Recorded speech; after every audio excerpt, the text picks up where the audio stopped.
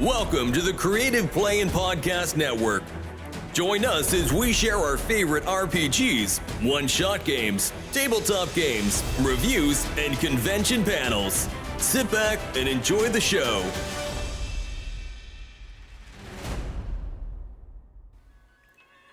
Hi, this is Kelly, aka Trixie from Ragnarok and Roll, assigned to Ragnarok Story, and Tilda Wimblewick from D&D Journey of the 5th Edition.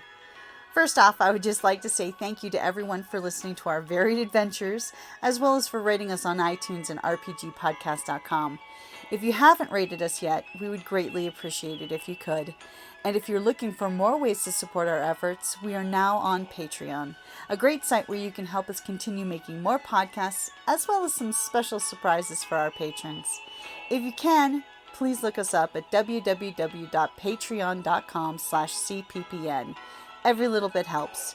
And again, thank you for listening.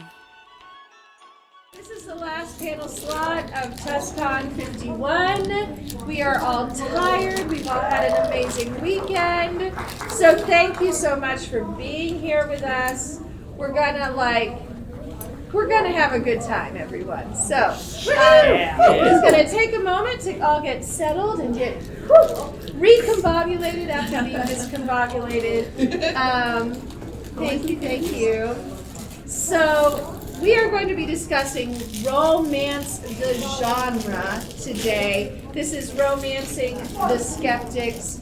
We want to talk to you a little bit about the wonders and joys of romance. My name is Madame Askew. I'm a weird internet performer. I love romance. I have smart bitches, trashy books to thank for that. I've been on a romance journey since my 20s.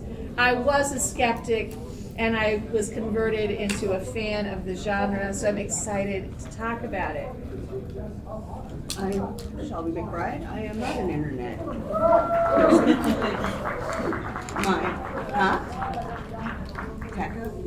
Talk up? Yes. Like that? Yes. Okay. Perfect. Anyway, take two. I'm Shelby McBride. I guess the biggest thing for me is I'm now an aunt with power. I can sign paperwork. Yes. And I do enjoy the romance genre. I am no more picky on mine. My very favorite is Dame Barbara Cartland. Aww. She has these little novels. She wrote like over 600 of them. And you don't have to brain. You can just read. It's the heroines are, get in trouble every left and right. Well, it's only that big, so I don't have that much room to get in trouble. But I insist on a happy ending. So Heck yeah, man. I'm like, I deal with enough crap. At least somebody in my life can have a happy ending. Tanya. My name's Tanya, and are we talking about like our romance likes? You're introducing yourself. Oh, just hello. I'm Tanya, one of the Rhoynish turtle peoples, and I'm actually like part of the skeptic in the Romancing the Skeptic title because I'm a very recent convert to the romance genre. Thank you, Tanya. My name's Ashley. I'm also one of the Rhoynish turtles, and I am more of a recent convert as well. I started with supernatural romance because I like the supernatural stuff, and then I was like, okay, a little romance in here is not bad, and then I fell off of that for a while. And then I realized that the reason I did not like romance was because I was reading straight romance. So when I found queer romance, I was like, oh, I can get into this. This is great. So I just needed to find my jam, and now that I'm there, I'm enjoying it. Excellent. Well, welcome, fellow romance readers and former skeptics, to the romance genre. If we could have you pull the door more closed, not all the way closed, but mostly closed. Thank you so much. If it goes all the way closed, people can't get in. Well, I'll sit here and keep it on. that is their life now. Thank you so much. Should have got here earlier. I'm like, it's the last panel. We're going to be a little bit sassy, but we want everyone to have a good time. So let's talk a little bit about the book. If you can remember the actual book that was the one that converted you, I would love to hear the title and author of that book, because here's the thing about romance as a genre, and Romancelandia, which is our in-group name for fans of romance and the virtual space of romance. Romance is the most profitable genre.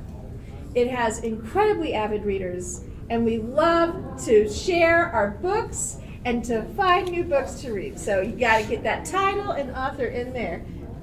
Do you remember your first book that like convinced you to like the genre? In preparation for the panel, I looked it up. Like 6 years ago, I'd been talking like pretty in depth with a couple of friends about the romance genre, and then one of my friends who is a very avid romance reader, and she loves it, and she gave me a book called Radiance by Grace Draven as a gift, and she said, I think you'll like this, and she was right. And it kind of made me realize, oh, okay, well, romance isn't all bad, I just haven't found the ones I like. And so now, like, and to be honest, most of the books I've read, most of the romances I've read since have been based on friend recommendations, because I am still a little leery of like, I accidentally read a romance once in high school because I thought it was a fantasy novel because the cover had a sword and the word knight in the title. And I felt pretty burned because it was also terrible. In the world of romance novels, there's so many out there too. Right. So trying to go into it and find one, like there's going to be a lot of misses. Even if you are a fan of the genre, you're going to find a lot of misses if you just randomly start grabbing books to read. Yeah. So friend recommendations are good for sure. Was it Michelle? No, it was Mary. Okay. Just curious. My kind of relaunch into actually enjoying the genre was a book called Kiss Her Once for Me. It's a sapphic holiday. Have you read that one? It's good. That was my first sapphic romance novel that I was like, it is so good. So good. So I love it, and it's another one that I wish I could bleach my brain so I didn't know it and reread it again. So I love it. Thank you. I had to look it up too. Oh, I love this. Mine was a little while ago. So in the 1980s, there was this young adult series called Sunfire. And there was in the 1980s, there was a young adult series called Sunfire Books. And I always had one word title. It was always a name. So Rachel, Amanda, and it was always a historical fiction. And it was always the girl, and there was these two guys. And she had to figure out which one she liked. It was always the good guy, which is also what I like. And it was just an easy read, and that's when I started reading through the night. And like, yeah, one more chapter. So that started mine. Thank you. So I joined a website back in the day when websites were the king before social media took over, called Smart Bitches Trashy Books. And I went mostly because I saw a meme that was very funny of some cover snark they used to do, where they would like really unpack the covers and talk about how awful and ridiculous they were, or how wonderful, depending. But usually it was like, they're bad, let's talk about it. And I was like, oh, these ladies are funny. And then I joined the community and I was like, no, everybody here is funny. Oh my God, they're really smart. Oh my God, these books sound really good. And then they got me to read Courtney Milan. It's all Courtney's fault, because she's the best. But I read her debut book, and I have been reading romance ever since. She was doing mostly historical fantasy style romance at the time, and I'm going to put a little like underline under that fantasy. We will probably talk about Romantasy a little bit, although there was a great Romantasy panel this morning, so But yeah, I blame Smart Bitches Trashy Books 100%. And Courtney Milan. Thank you so much for changing my life. I'm sure they don't have. I might get to meet Courtney Milan at Worldcon next year. Fingers crossed. Right. So, yeah, that's where I started. I think that a lot of the romance genres, when you get into it, because of the crossover with other genres, I think that that's an easy way to kind of get into it. Like you mentioned, the historical fiction, Yes. and the fantasy elements, and supernatural was how I first got into it. So if you're fans of these other things, if you start out reading that, and then it's like, oh, this one has a little bit of romance in it, and then it goes full blown like, this is romance, but it also has these elements. So Right. I think Yeah. that that's part of finding the one that you like. Exactly, because my primary genre is like sci-fi and fantasy. And there's been a lot, I mean, and there have been a lot of books over the years where there is like a little bit of romance in them, like the books by Mercedes Lackey, Patricia Briggs, Yes. Anne Bishop, people like that, where like there is a nice love story in there somewhere along the way, but it's not the focus. And that was what my friend kind of honed in on, is like, I know what you like to read. And this is very fantastical, but it is a love story. And that kind of was like, oh, yeah, it's not so bad. And then it was Michelle that said I should read Throne of Glass. Yes. Oh. And so it is kind of fun that there is all of that kind of crossover, because I think it makes it a little bit easier to kind of try to find the thing you like in that giant pool of romance stuff. Yeah.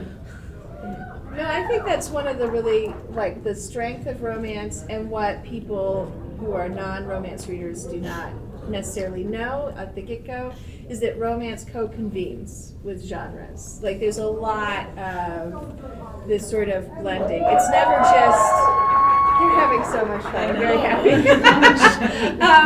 So it's never just like, we're just going to have these two people navel gazing and being Romeo and Juliet and being in love, and just like, I just need the boombox so I can go stand outside his window and read poetry and play songs, and that's the whole thing. There's usually other stuff going on, and so you can kind of pick your flavor based on like what you like as your co-convening genre with the romance. It's just that the relationship and the happy ending are always going to be very central and important elements of the book.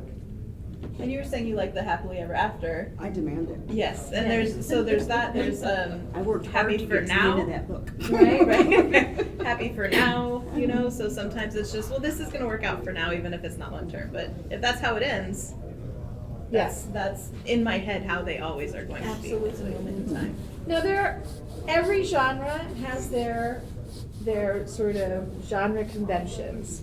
And I had this moment a few years ago. I host a long-running steampunk book club, and we did like our first sort of like steampunk horror. And I'm not really much of a horror reader, so I didn't know the conventions for that genre. And we got to the end, and I was like, what is this ending? This is awful. Like, everybody's dead, and it's miserable, and nothing good's happened. And my friend, who's a horror reader, was like, yeah, man, that's how horror books work. And I was like, oh, this is why I don't like horror. Not because there's anything wrong with horror. Horror is an amazing genre, and like, full of incredible writers, just like romance. But you need to know your conventions of the genre. And so, like, I'm with Shelby. Yeah. The world is hard. There's a lot of hard stuff happening. I am an intelligent person. I am able to, like, separate fiction from reality. But in my fiction, gosh, I really do not want these characters I love to be like, and then we all died. I'm like, thanks, Dostoevsky, so much. I was here for fun, okay? So happily ever after is not gatekeeping, it's a convention of the genre, or happily for now. Like, your romance book will always work out. Yeah. And my thing with that is that third scene breakup angst moment. am realizing, since I'm new in all of this, I don't like that. It's anxiety inducing. I want them to be happily ever after. So I found a lot of the kind of cozy romance, like Legends and Lattes. Again, gay. Oh. I like Oh, yes. those, you know. It's so good. Yeah, that one's so good. There's one that's actually a local to the Phoenix area author. Rebecca Thorne is her name. Yeah, you can't spell treason without T. Yes. Yes. So the first two ones are out, traditionally published now. The third one's going to be coming out soon, but there's going to be 4 books in that series. I'm super excited for that. But I love She was local. Yeah. No, I really need to see if she'd like to be my guest. Absolutely. But they don't have that third breakup thing. So tropes. Tropes. And then I see you, Joe, so we will call on you. I promise. I think they're like, I didn't think I would enjoy the enemies to lovers trope.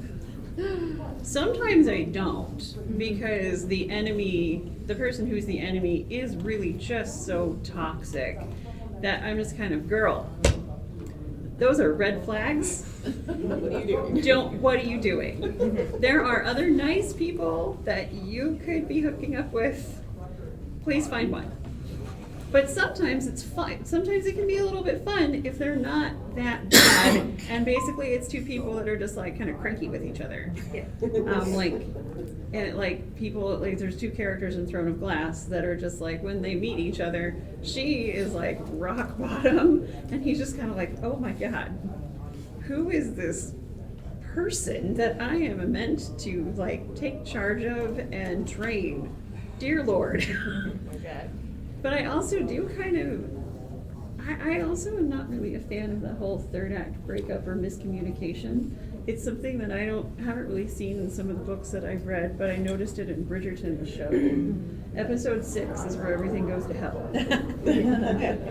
And like my husband pointed it out when we were watching it, because we hit season 2. He's like, well, it's episode 6. Everything's probably going to go to hell. Because that's what happened in season 1. And it happens in each of the 3 seasons. And it's like, man, I don't really dig this. It's romance, so it's going to work out. This kind of sucks. Just talk to each other. But at what cost? What do we have to go through to get there? Life is anxious enough. I don't need that in it. Right. I do. Joe, I promise I haven't forgotten you. I have to respond to this. One in the back, too. Good.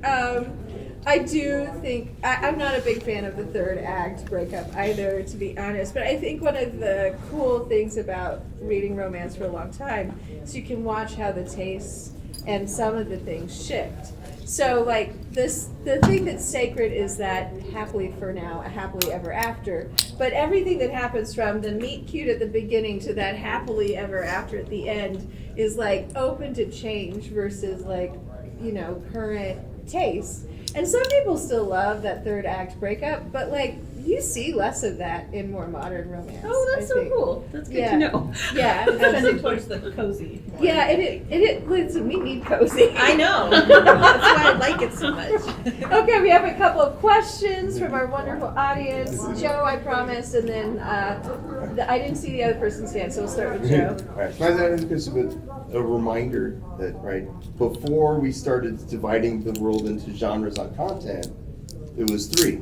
Romance always has a happy ending. Tragedy always has a bad ending. Comedy, hopefully a funny ending, and the West. So the fact that romance is the one that's kept that concept for centuries.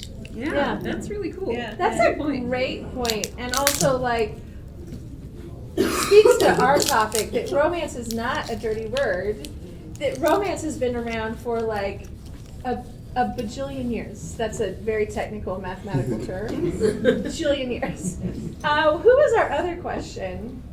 Yes. I had more an observation about enemies to lovers. Sure. There's like different camps. There's like rivals to lovers. There's bad first impressions to lovers. Then there's enemies to friends to lovers. And then there's the one I do not like, which is enemies to lovers with no like break in between.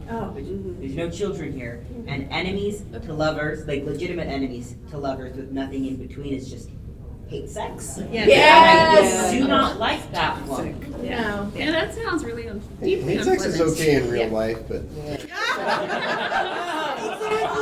The last panel of the day, Joe, I agree. Like sometimes you have a Saturday night and you're like, okay, I hate you, let's go. That's a really cool point, though. I didn't. Yeah.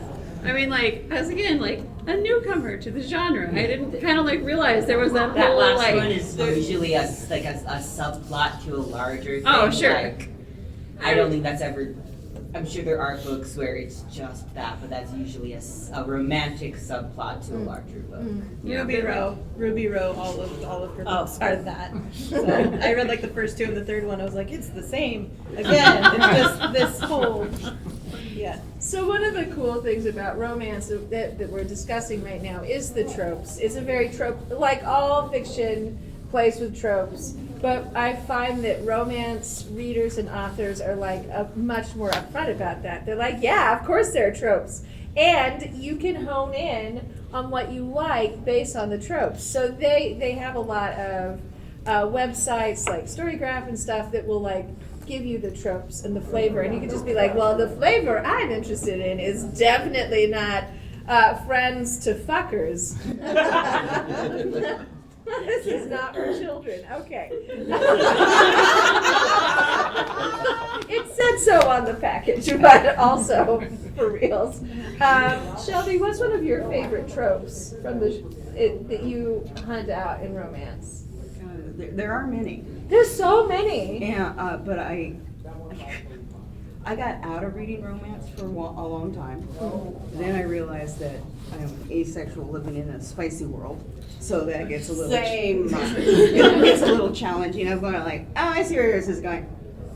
I also do that. You know, like, I don't know these people. They're lovely, but I do not know them. So, but I like the, you know, when they have I love the meet cutes. I like some of the meet uglies. Oh, yeah. But it's, you know, they have to be a non-toxic person because I have enough of those in my life. Same. Yeah.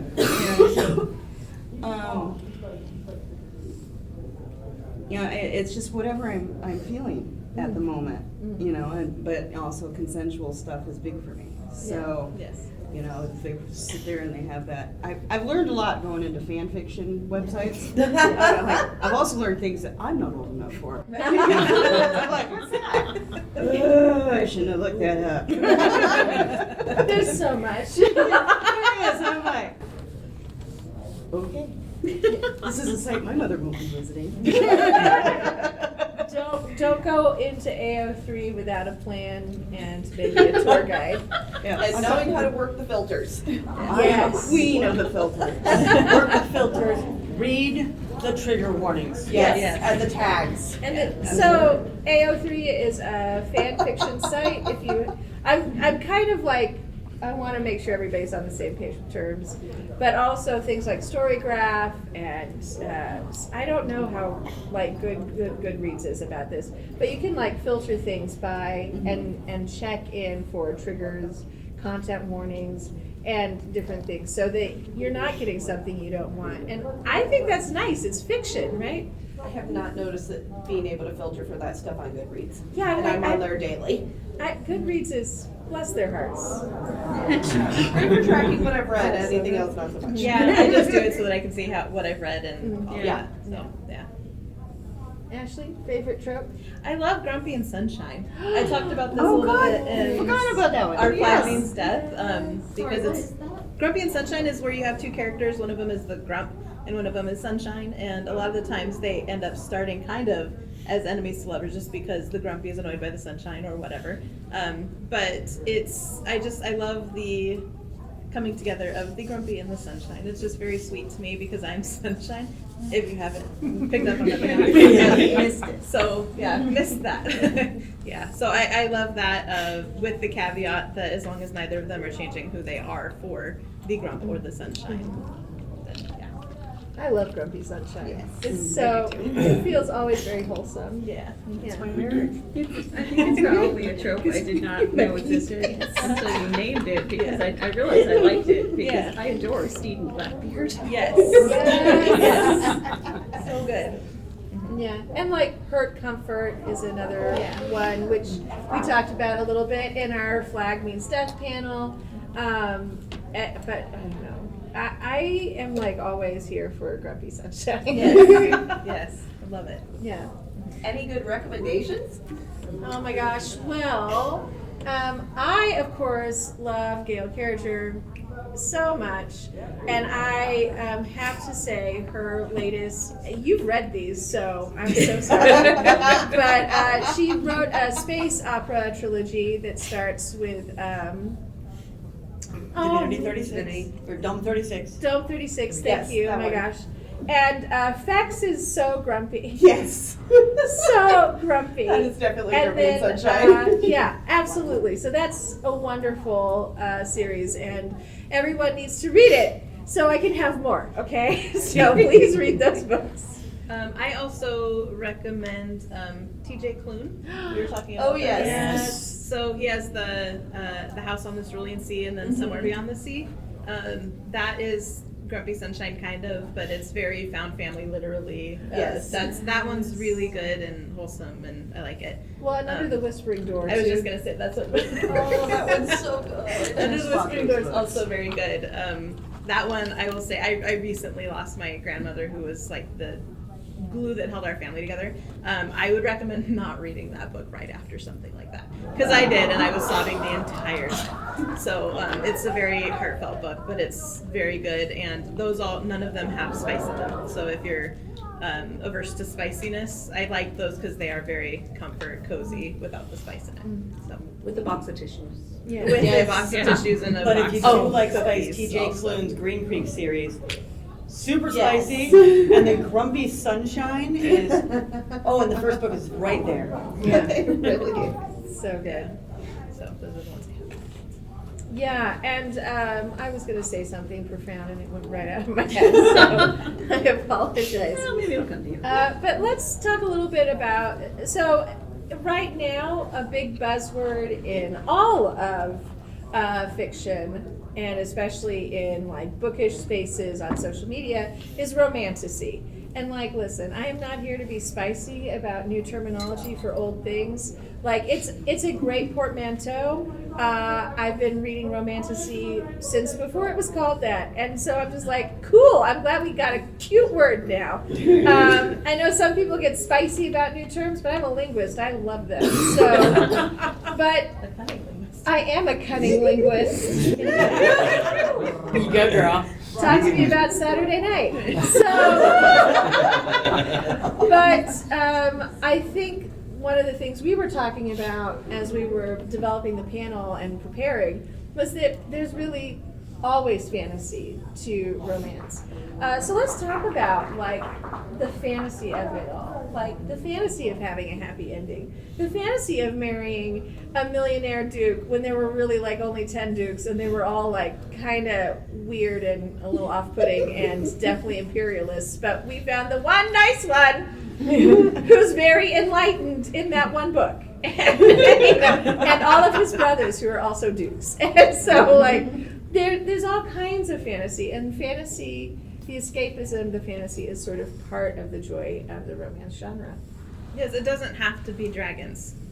That helps sometimes. Yeah. But I like it better if there's dragons. I do too. Yeah, I mean, Or like, dinosaur dragons. Yeah. you know, like Dinosaurs are also the. amazing. Pardon? Dinosaurs. Dinosaurs are also amazing. So, because when I hear romantasy, which is romance and fantasy, the first thing that comes to mind is dragons. Yeah. Like, or fae or something along those lines. So that is a good point, that the fantasy and romantasy can just be about the fantasy of what's happening. It's not necessarily fantasy creatures. Yeah. Which actually is something I'd never really thought of until we started having those conversations. So that's cool. Yeah, I think I know it's also funny because a friend gave me a book last year called Fourth Wing, and I didn't realize that it was romance, and then I learned the term romantasy. And I was just reading, I'm like, hell yeah, dragons. It's like heavy Pern vibes.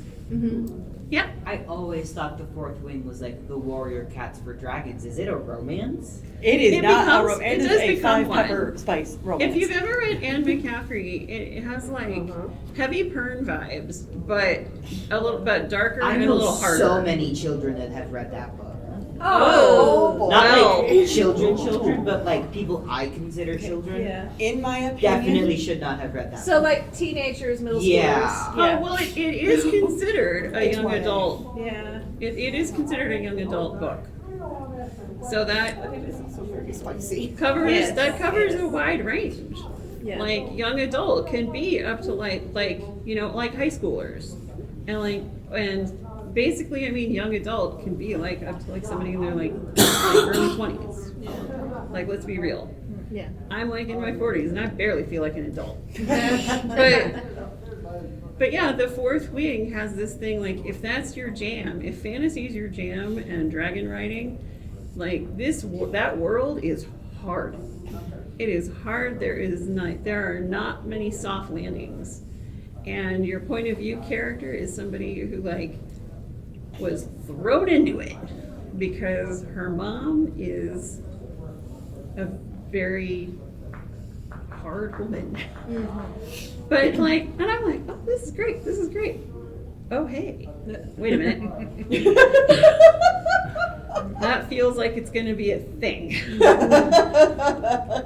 And it did become a thing, but I really enjoyed how it got there.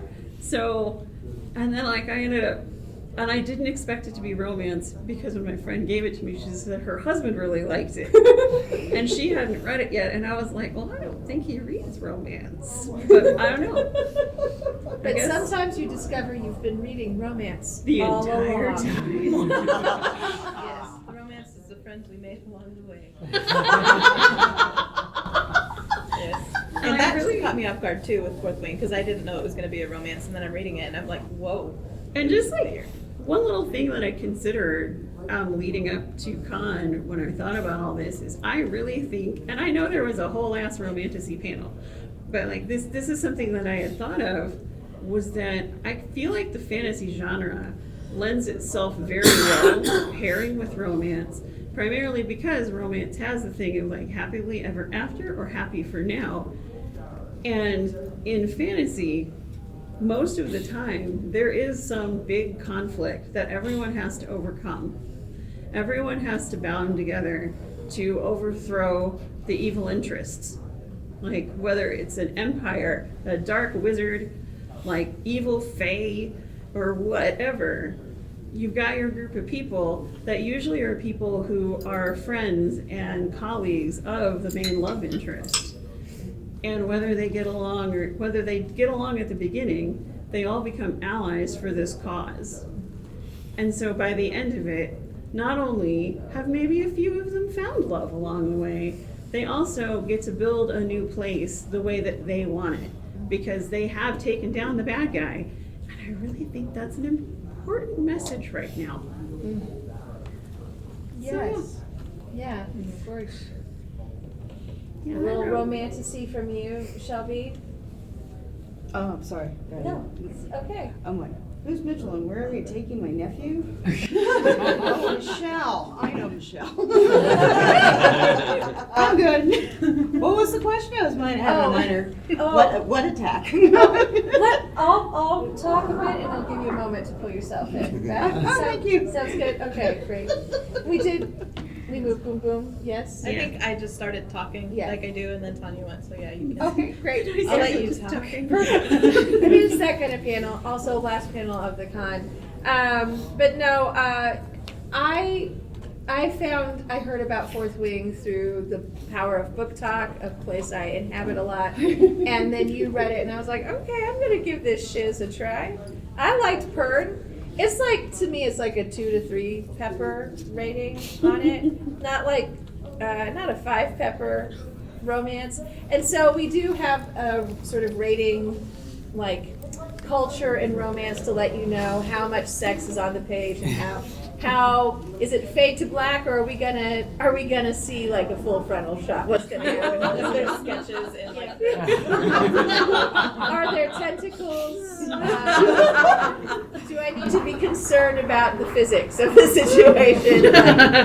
It's expansive, but I love that these are the sorts of books that can be a little bit subversive, because people come to them because they're like, ooh, dragons, or ooh, dinosaurs, or ooh, vampires, and then they're like, I don't know, there's like a little soft moment and some characters who like each other, and next thing you know, they're like, what do you mean there was a romance in it? Like, I don't know, there was dragon fighting. I'm like, yes, and also fucking. And so,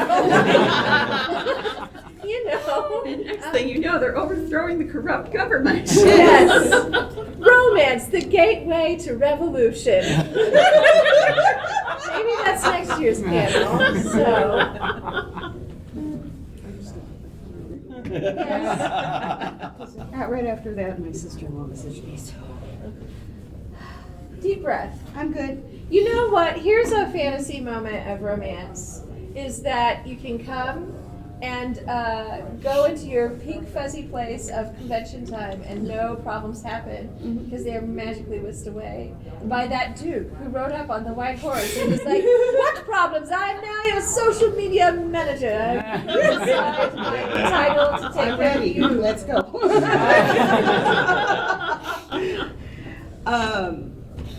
I am so sorry.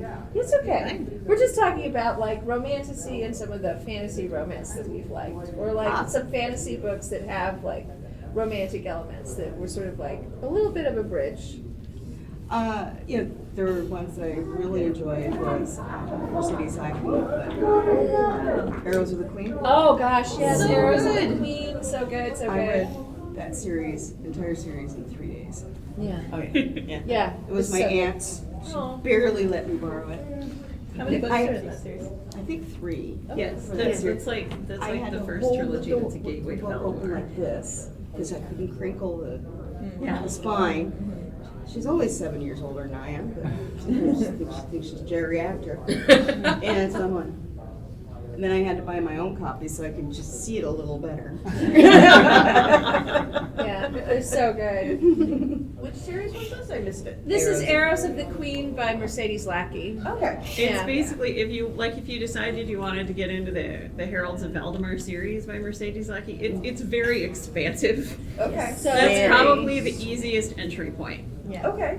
I'll go ahead and add that to So I my. had a question sort of about romantasy or fantasy romance or what have you. As somebody who's, I'm not sure if I'm into the genre or not yet, just because I've, especially been more of a speculative fiction fan, and finally, eventually, first book that really got me, because I'd been introduced to potential romance books, but it felt to me like so many of them, even if they were technically fantasy, it was, like you say, just sort of standard plot in a world with dragons or on a spaceship, and it's not actually, there's nothing besides the same old plot. It was like, this could be anywhere, and it doesn't matter. So I'm trying to fit through that, and until finally being introduced to Gouchenour's Dart. Yeah, that's a good book. And then, but again, having a hard time sort of branching out from there, and then again, very recently being like, oh, maybe because I found a Consort of Fire by Kit Rocha, which is sort of queer.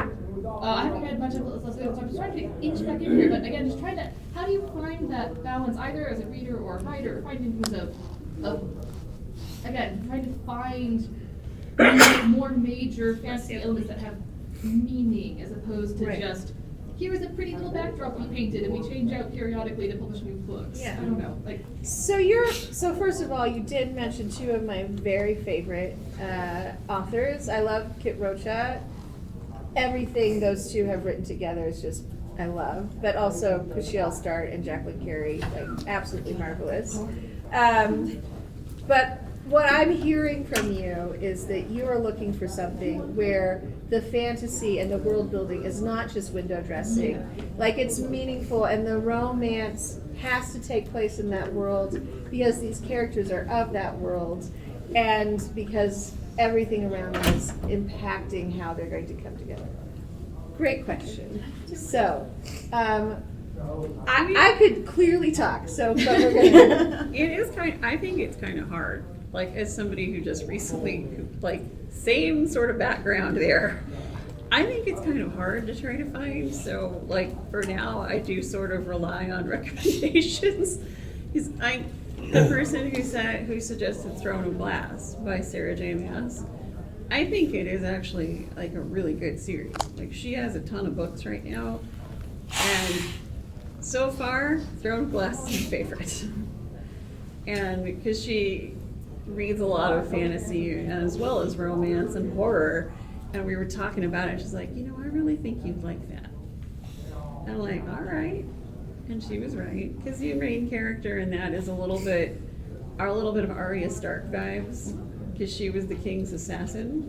She was the king, she was basically known as the kingdom's assassin as a teenager, and then through some nefarious shenanigans, she got shipped off to literally some sort of horrible mine for punishment. And then the prince of the kingdom comes to spring her because his father, the king, is having some sort of big contest to find a champion for the kingdom. That's book 1. And throughout it, they kind of lay the groundwork for all some of the craziness that's to come. And I thought it was a really good ride. And there's 7 of them. So it's good to find a series like that you can Yeah. And I listened. I started that series in March, and I finished it in June. That's a very strong recommendation. Yeah, so if you try it, I hope you enjoy it. It doesn't really start off very spicy. It does get kind of spicy here and there, but it's not the kind of thing where you really start to question the physics. Well, most things. Yeah, to me, it was a thing where it wasn't distracting and it didn't take me out of the story. The distraction is the one that I really sort of hit a wall with. Yeah, the one last thing before we move on is in her A Court of Thorn and Roses series, there's several moments along the way where it just took me completely out of the story, and I was like, why?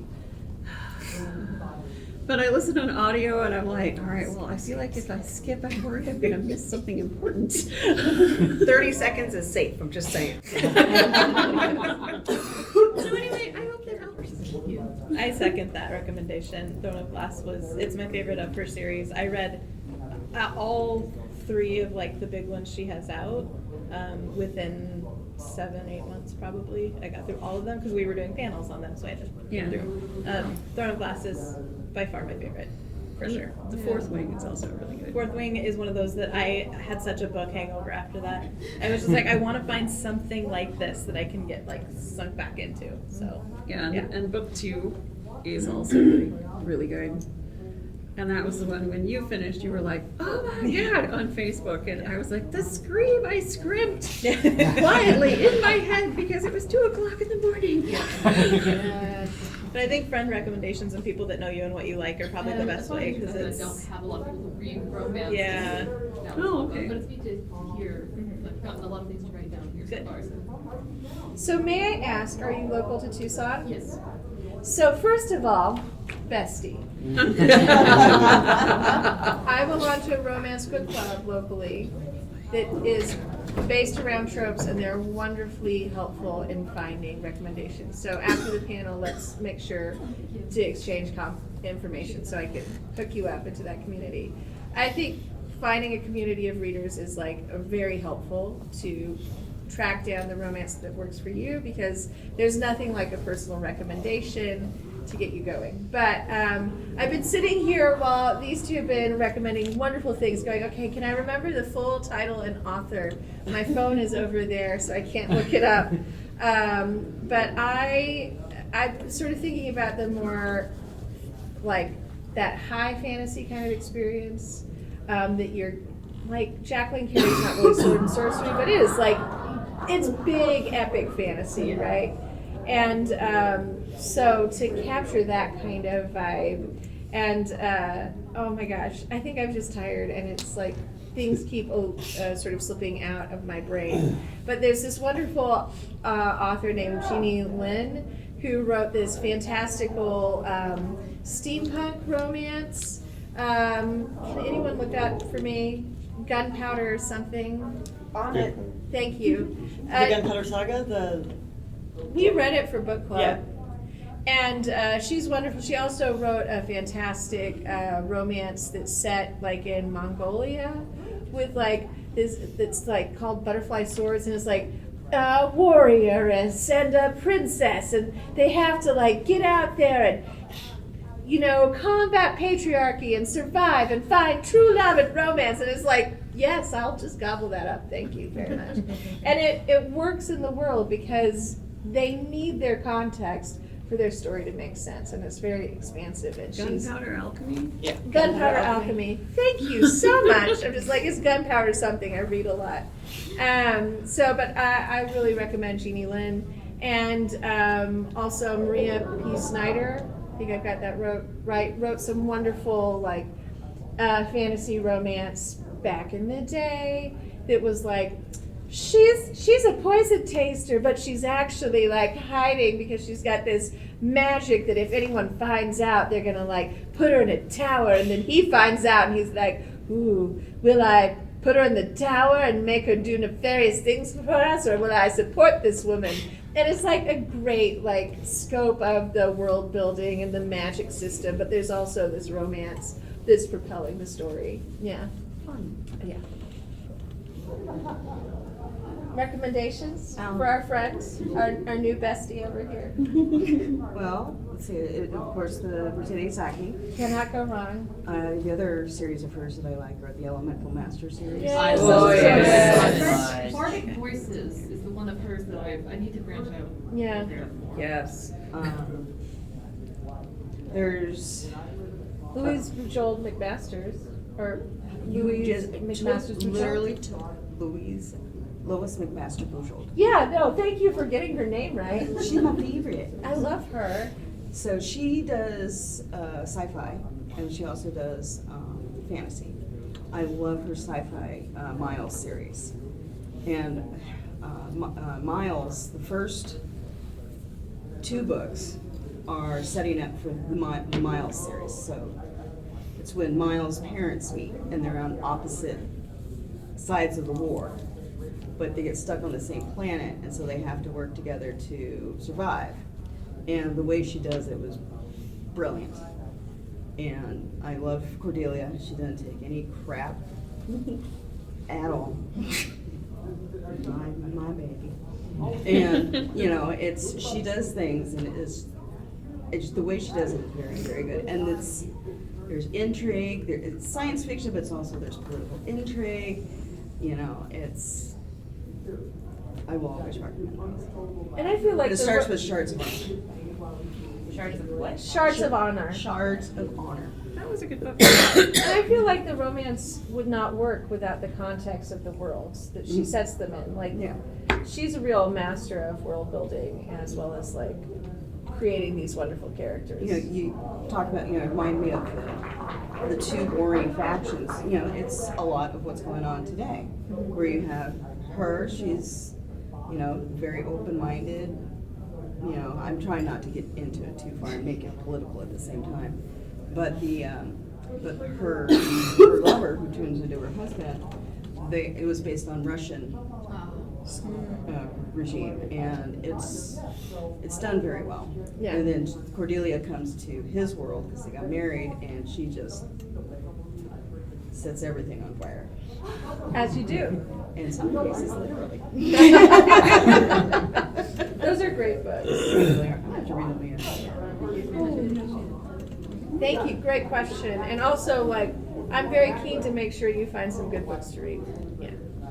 Any other questions? Okay. Well, we have 2 minutes left in this panel, technically. And would you guys like to wrap up with the last favorite book?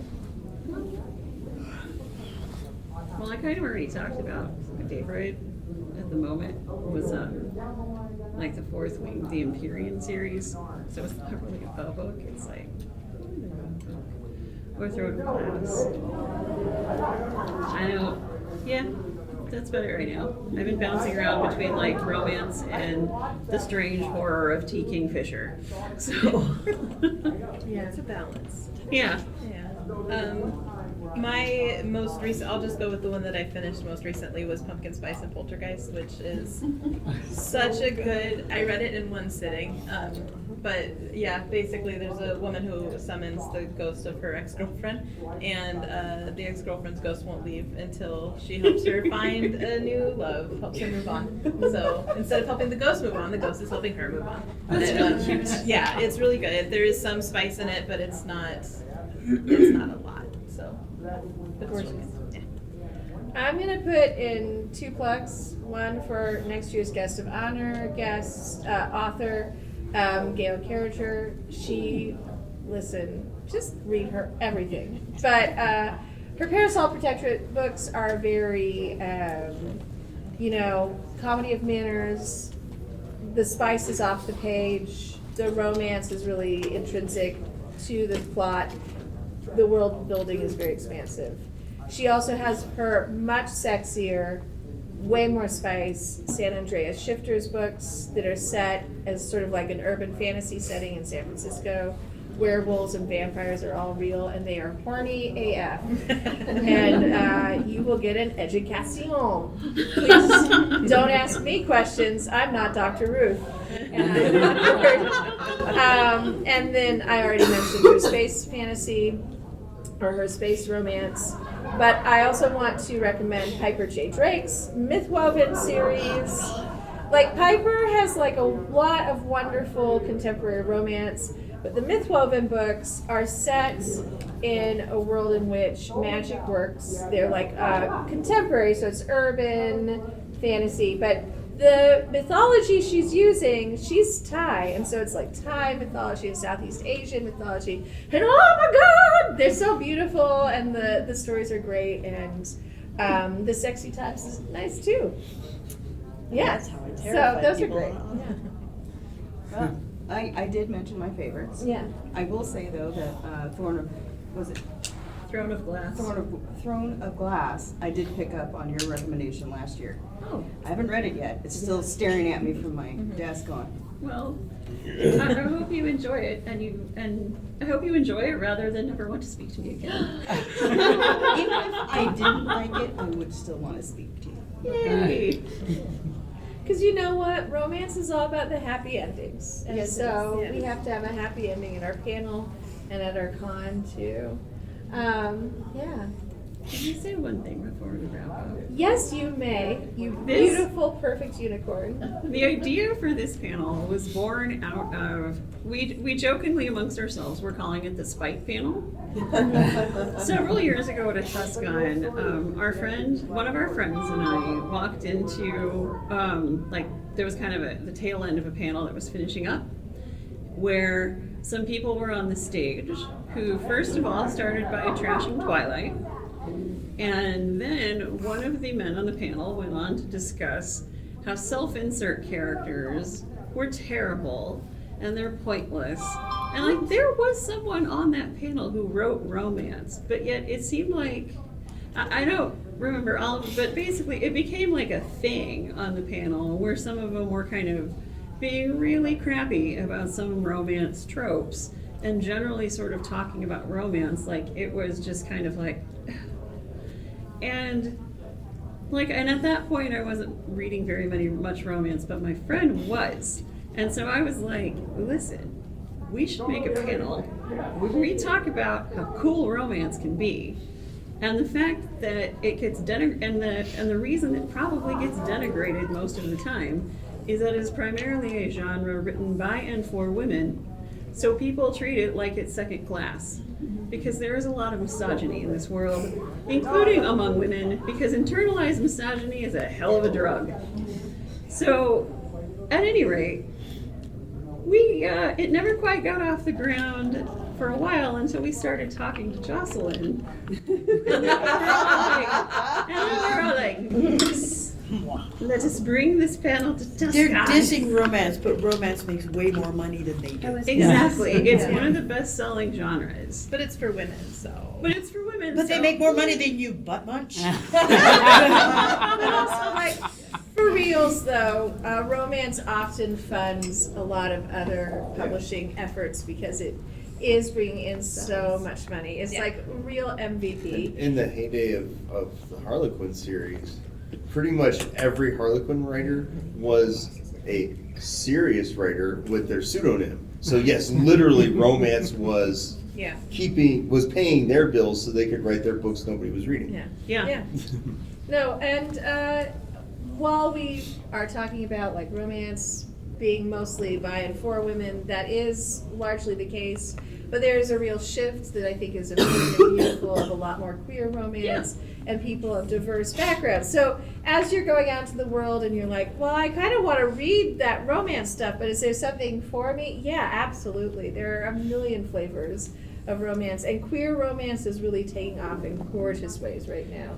And I think, and do you think that maybe the reason that it is sort of like opening up more, because it may be, and I don't know if this is the case with other, like a lot of other genres, is do you think it's opening up maybe a little bit more because it's the genre that so many people are like, eh?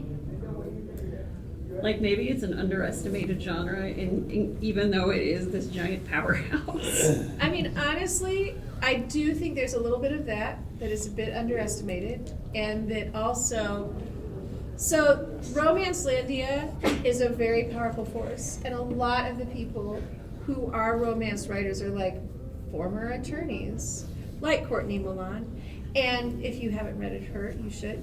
But they're very powerful, very smart, and a lot of them are independent authors who are not published by the big companies. And so they see a thing and they push it, and they put those independent writers in the romance genre really push the genre boundaries. And they're so smart and good at marketing themselves and collectively making action happen that eventually the big publishers are like, oh, do you mean to say that there are queer people who want happy endings and joy? And we're all like, yeah, you don't have to kill them all off every time? Right. We totally do. So romance can be a very regressive genre in some segments. I don't want to paint like an unrealistic picture. Right. But there's a lot of portions of Romancelandia that are incredibly progressive and pushing for a more expansive genre. And that has a gorgeous ripple effect across all fiction, actually, which is so cool. But yeah, I think it's like the independent authors are really pushing that more than anybody. Yeah. And then Tor picks them up and publishes them. Thank you, Tor Books. Yes, thank you, Tor. We love you. Thank you, Shauna McGuire. Thank you, Shauna McGuire. Oh my gosh. She really liked Legends and Lattes, and then it just kind of blew up from there. So amazing. Yeah. Another book to put on your radar is definitely Legends and Lattes, because that is you know what? That's a wonderful fantasy romance. Yeah. And the world is really cool. It's so good. Yeah. Bookshelf and bone dust. Yeah, so we've definitely run over, and I don't know if you guys have any last little quips before we bid you all adieu. Thank you so much for being here. Thank you, TusCon. Technically, I'm part of the programming team. By technically, I mean I totally am. That's 2/3 of the programming team right there. And that's our fearless leader. The smarter 2/3 and the sexier 2/3. Aww. Yeah, he's pretty damn smart. I know, have you seen that hair? Joe, I don't know. Gosh, Joe, you have a real sachet when you walk, so you're doing great. But thank you so much for being here. Please come back to TusCon next year. Tell us about what you read. Maybe do panels. It's very easy to panel at this con, and if you've been thinking about doing panels and you're like, oh no, I could never. You absolutely could, and if you talk to me, you are in danger. I will put you on a panel. I crashed 3 this weekend that I wasn't supposed to be on. I know. You're unstoppable. That is true. So, thank you all very much. Please remember, as you're going out into the world, to take very good care of yourselves. Wash your hands. COVID test after the con. Get your vitamins and minerals. Put your feet up. Pat yourselves on the back for being part of a wonderful community. And make sure you stay healthy and warm and safe, so you can come back next year for more shenanigans with us. Yeah. And finally, thank you to the awesome Rhoynish Turtle Collective Yes. observations to say. Thank you. I'm just like, I can't word. I'm just my brain. Best little feminist collective in the universe. I love doing stuff with them. Shelby, absolute fucking menace. I love you so much. You are perfect. And I mean menace as in she's a cream puff cinnamon roll who will bite your ankles if you get in the way of It's usually on Kangaroo. Yeah, no, same.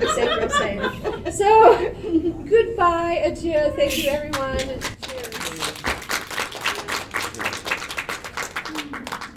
Cheers. Yes, please do the magic thing. Thank you. Oh, Jim, you're so good. Thanks. Thank you for listening to the Creative Play-In Podcast Network. If you enjoyed our show, please check out D&D Journey of the 5th Edition and Ragnarok Enroll a Scion Hero to Ragnarok Story. Also, check out our Patreon page for more content and behind-the-scenes things, as well as joining us for a one-shot game or two.